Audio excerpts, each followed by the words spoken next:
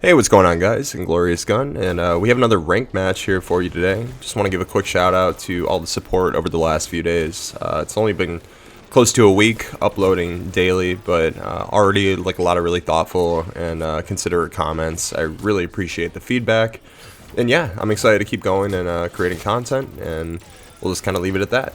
But today we're doing more comp, actually switching it up.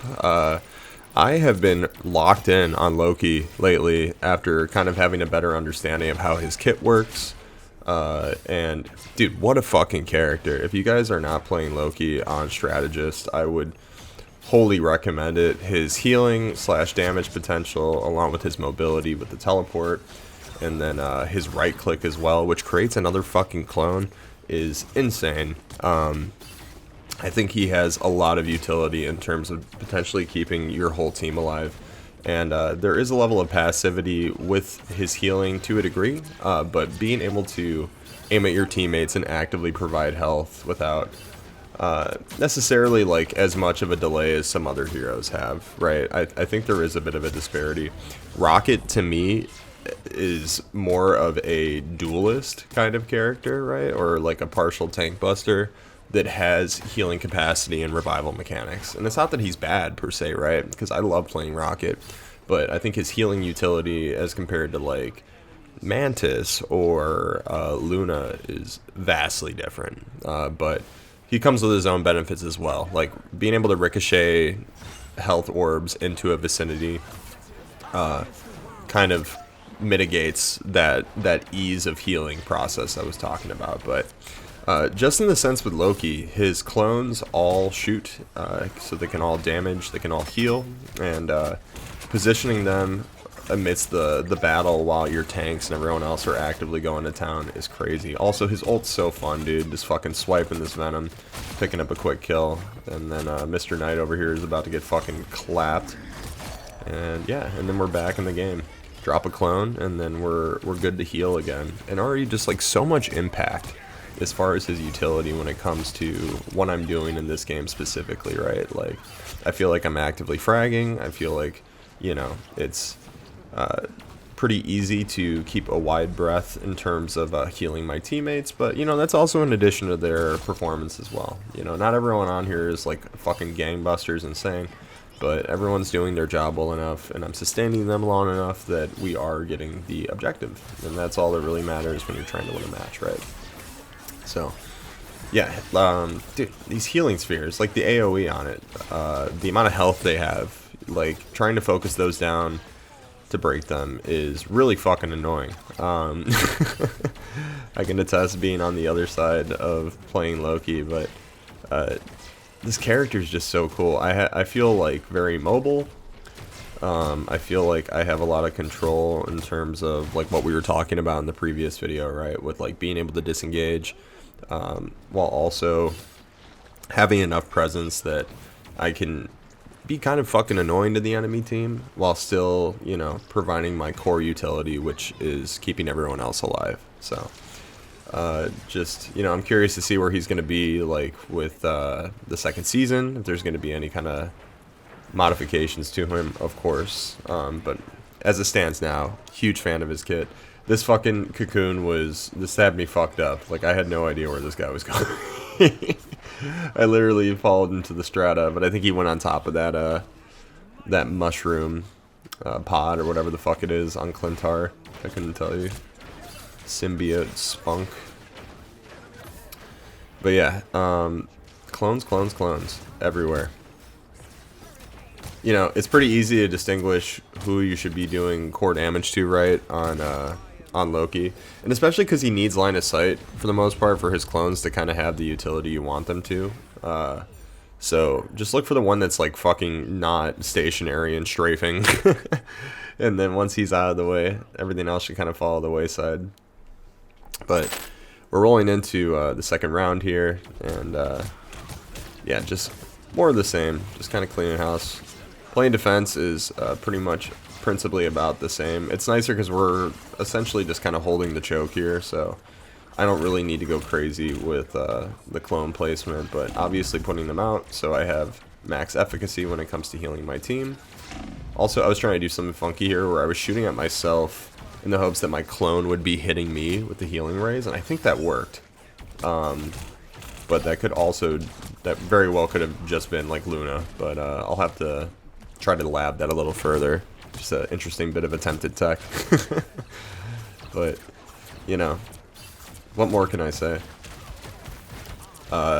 His old steal is so cool. Like, I would definitely say it's very circumstantial, right? Like, every single hero's ult has immense amount of utility, but if there's like an enemy Iron Man, right, even if he doesn't have it charged, you steal that, you have time to use his kit, right, and go through like his hero rotations, but like suddenly just having like a maximum pulse is fucking huge, you know? Or say I steal like a warlock and then we had a team wipe, but we do like a quick revive. Like his ability to usurp utility from the enemy team also makes him like a really good pick in that sense, because even if you are having a partial shortcoming or you see that their composition is thriving in some capacity, using your ult can kind of be a mediator in that sense to make up for whatever you're lacking, right? Or at least that's the way I kind of see it.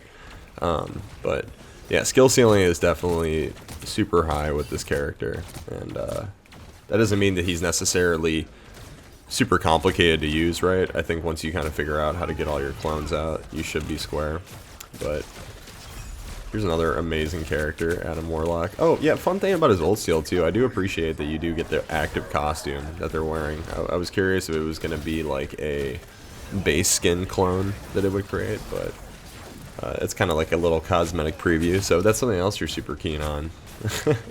Nice way to sample out the attire if you don't have the money to be buying these fucking ridiculously expensive skins, but the game's free. There's a lot to argue with that when we're getting free heroes, free map content, and essentially just like a incredible core game without any entry-level expense that isn't cosmetic. So you got to give it props on that. I know some people have been a little shadowy about like the amount of like free currency that you're getting and how that's going to wipe unless you buy it, but to be honest with you, like it's so abundant, right? If you're playing consistently, which I imagine most people are. I understand that it's a little scummy and anti-consumer, but most people have such an excess if they're already playing to the amount that they wanted to buy the fucking battle pass in the first place, that I really see it as like a non-issue. And the people that want to spend money to immediately expedite and get the rewards, they always will. There will be whales, so I think just contesting on that front is whatever. For the most part, the game is stepping in the right direction with like, hey, you buy the battle pass. What the fuck is that? Kind of kinky, right? No, you buy the battle pass while it's during its active season. You have it indefinitely. So I'd imagine that's going to be the utility for your excess chrono tokens in the remaining seasons, which I think was an oversight that a lot of people potentially weren't looking at. But I understand people are frustrated that you might not be able to buy the original season, or there might have been some confusion around that.